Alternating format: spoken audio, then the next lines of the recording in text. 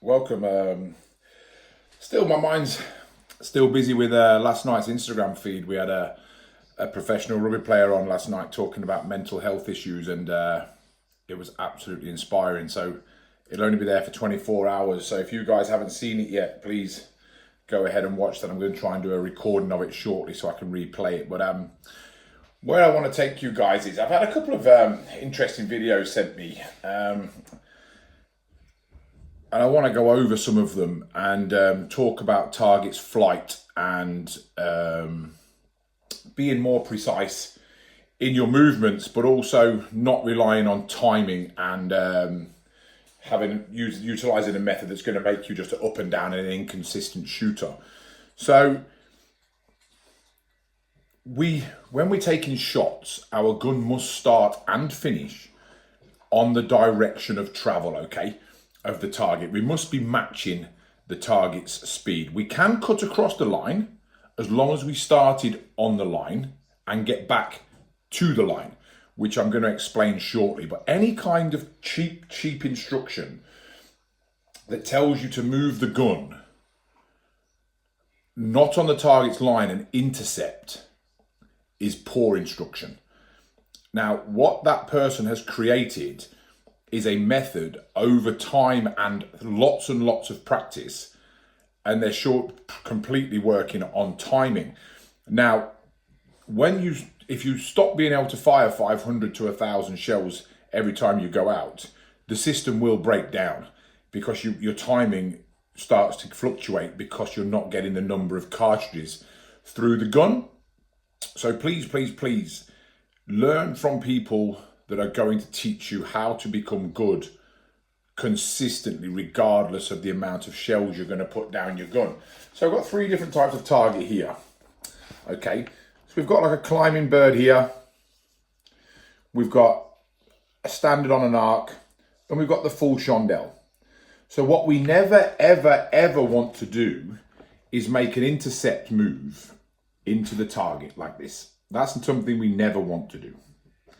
This is the only place we can break that target. That's pure timing and pure luck. We must get the gun on the line of the bird and finish in the kill zone by transitioning along this line, through the bird, through the line, and take the shot. Of course, a bird rising substantially like this is going to be slowing down. That's discipline and training of keeping your hand speed down. So that's one thing on a straight bird, making sure that we transition completely through the line. If that was reversed on a crossing bird,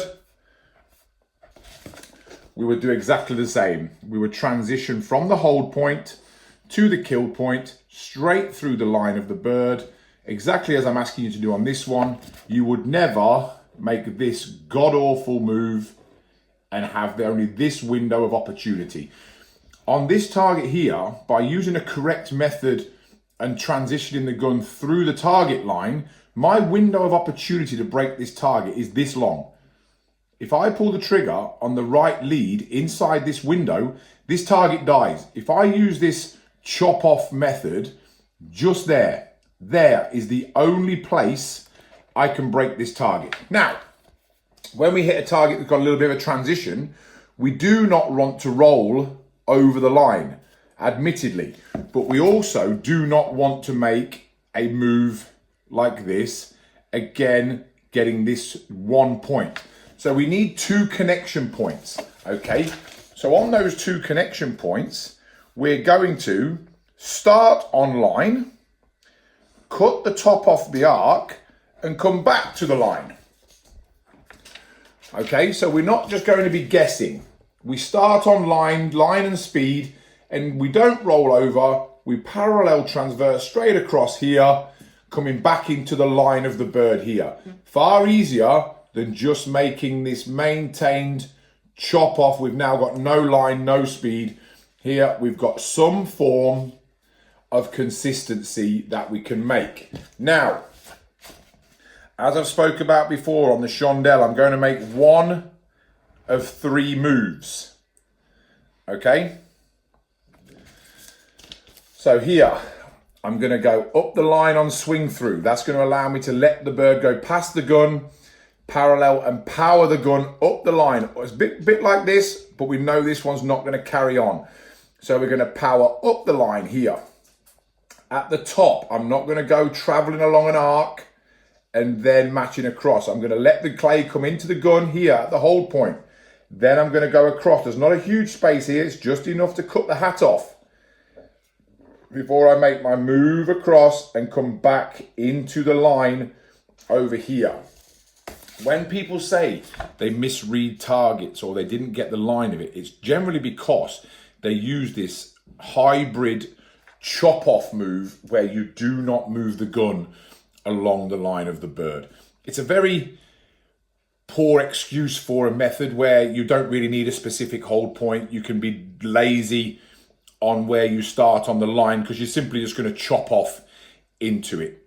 With lots of cartridges and lots of practice, you will be able to get some kind of good scores with it, but your good scores won't be consistent. What we want is when we get good, we stay good. We don't have a heartbeat of consistency. We stay nice and smooth as we go through. So the more times, regardless of the method you are going to use, the more time that you can spend online with your gun, moving from A to B on the same flight path as the bird, that window of opportunity, if you need to pull the trigger earlier, will break.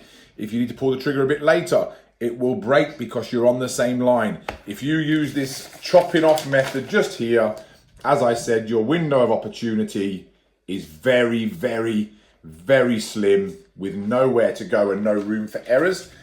And I always said this, the easiest way to look for the methods and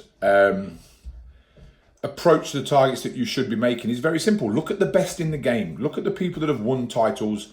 They all move the gun along the line of the bird. It's a very simple process. I hope this helps you with the gun speed and transversing across the line.